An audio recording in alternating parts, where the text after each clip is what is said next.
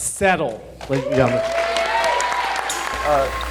This past weekend, we built Settl, which is a dating app for the real millennial generation. So we're not talking about like cool, young, professional adults in a vodka ad having a rooftop party. This is like Saturday night, you're alone at home, you pay $10 a month for Netflix, and you have the tab open, but you can't decide what to watch. So you end up on Facebook looking at people from like high school.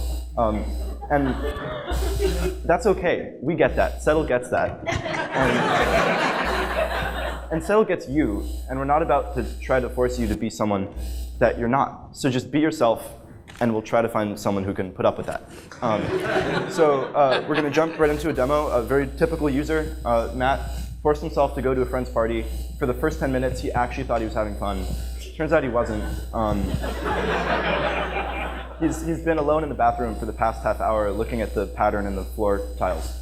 So this is the perfect moment for Matt to take out his phone and launch the app. So he's already created a profile. We only ask for a single picture and your first name, because at this point you're deluding yourself if you think anyone cares about your hobbies. Do you have any hobbies? Oh, I really like finding and restoring Russian nesting dolls. I don't think they care, I'm sorry. Let's move on. All right, so the first step to using Settl, very important, you have to swipe right on yourself.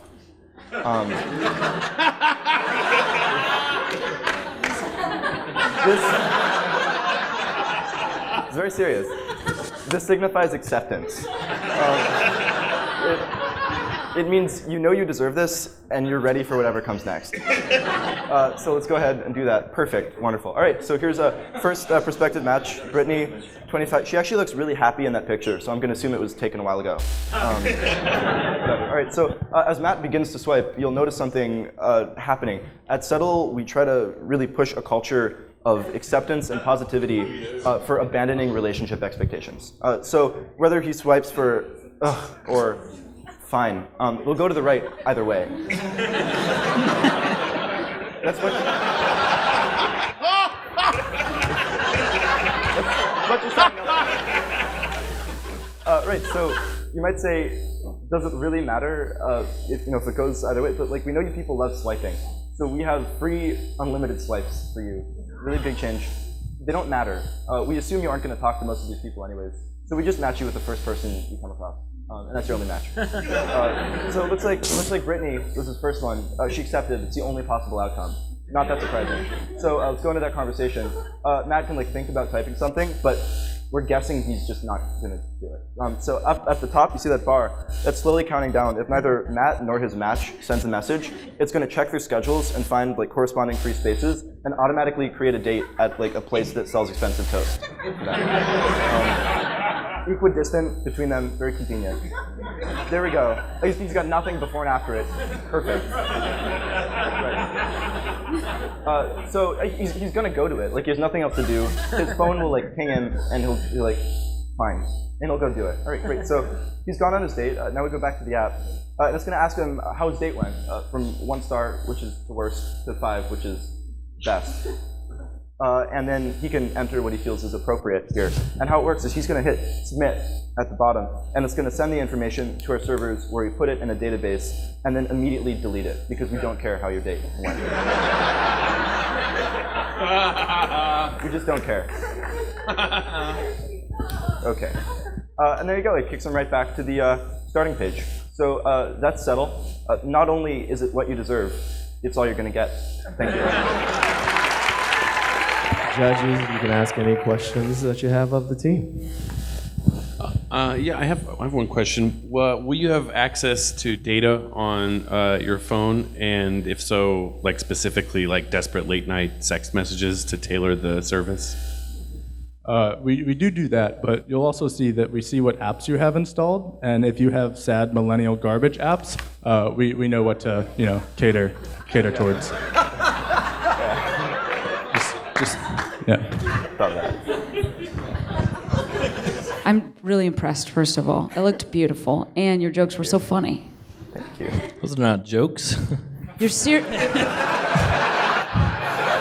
and your life is so amusing to me.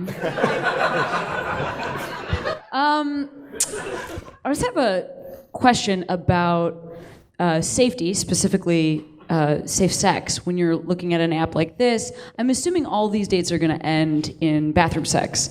So I was wondering if you had thought at all about tying like a condom delivery service to the scheduled date. Do you know what I mean? So that it could almost be slipped under a napkin when you arrive. Very discreet. And for my people, who do sometimes use condoms, but not always, there's also the option of nothing because we get very few STDs. Sounds like propaganda.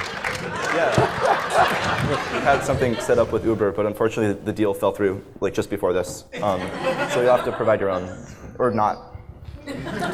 I can't get behind a product that doesn't provide condoms to people. Or not condoms because of the low rate of STD. For lesbians specifically. Yeah, right. I think this is elegant, very simple, cuts right to the chase, or whatever the opposite of chase is.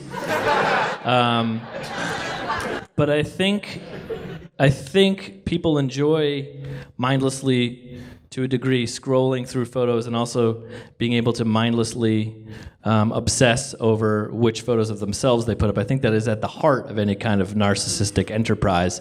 Is there a room for that here, or is it just going to be really pared down? So we considered adding those kinds of features, but you'll just have to settle for what we gave you.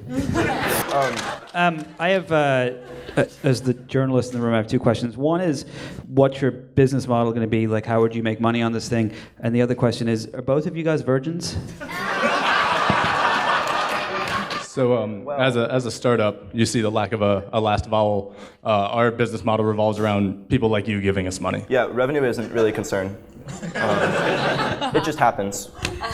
And no. Thank you. Settl.